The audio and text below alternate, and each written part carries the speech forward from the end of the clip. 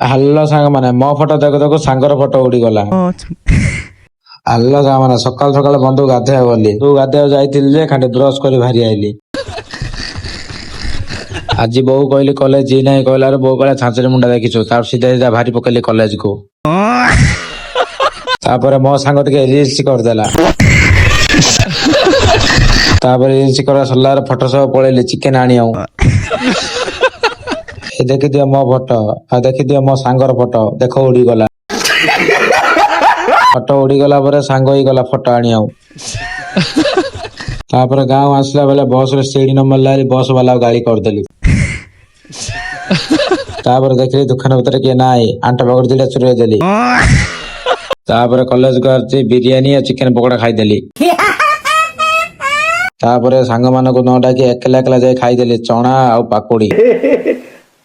ହଉ ତାହେଲେ ରହିଲି। ଆଜିର ଫନି ଭିଡିଓ ଟା କେମିତି ଲାଗିଲା କମେଣ୍ଟରେ କହିବ, ଆଉ ପ୍ଲିଜ ଭିଡିଓ ଟା ଭଲ ଲାଗିଲେ ଲାଇକ୍ ସବସ୍କ୍ରାଇବ କରିଦିଅ।